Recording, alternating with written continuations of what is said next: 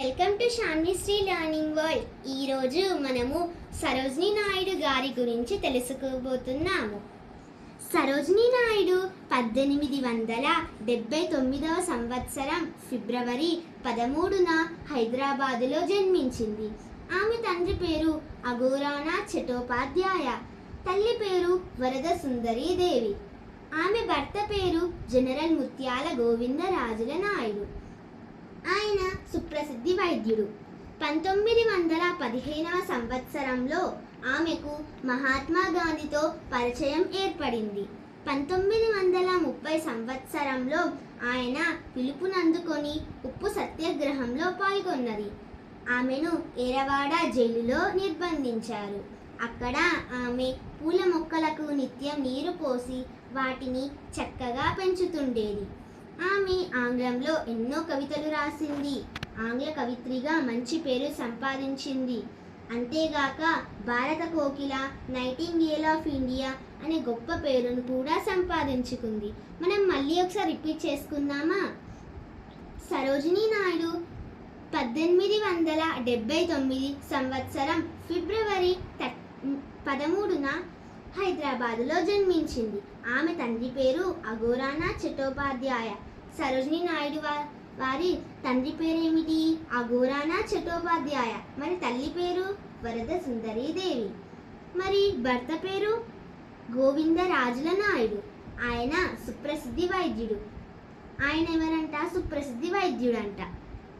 1915వ సంవత్సరంలో ఆమెకు మహాత్మా గాంధీతో పరిచయం ఏర్పడింది. 1930 సంవత్సరంలో ఆయన పిలుపునందుకొని ఉప్పు సత్యాగ్రహంలో పాల్గొన్నారు. ఆమెను ఏరవాడ జైలులో నిర్బంధించారు. అక్కడ ఆమె పూల మొక్కలకు నిత్యము నీరు పోసి వాటిని చక్కగా పెంచుతుండేది. ఆమె ఆంగ్లంలో ఎన్నో కవితలు రాసింది. ఆంగ్ల కవిత్రిగా మంచి పేరు సంపాదించింది. అంతేగాక భారత కోకిల, నైటింగేల్ ఆఫ్ ఇండియా అనే గొప్ప పేరును కూడా సంపాదించింది. పై పేరా నుండి కొన్ని ప్రశ్నలకు జవాబులు చెప్పండి.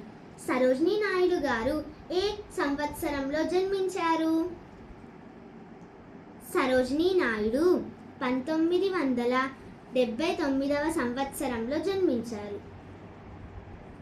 సరోజినీ నాయుడు గారు మహాత్మా గాంధీతో ఎప్పుడు పరిచయం ఏర్పడింది?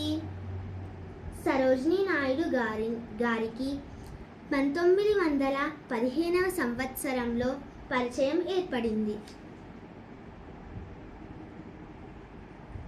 సరోజినీ నాయుడు గారికి ఏ జైలులో నిర్బంధించారు?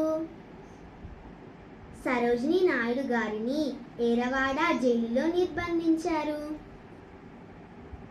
సరోజినీ నాయుడు గారికి ఏ పేరుతో పిలిచేవారు? సరోజినీ నాయుడు గారికి భారత కోకిల, నైటింగేల్ ఆఫ్ ఇండియా అని పిలిచేవారు. సరోజినీ నాయుడు గారు ఏ భాషలో కవితలు రాశారు?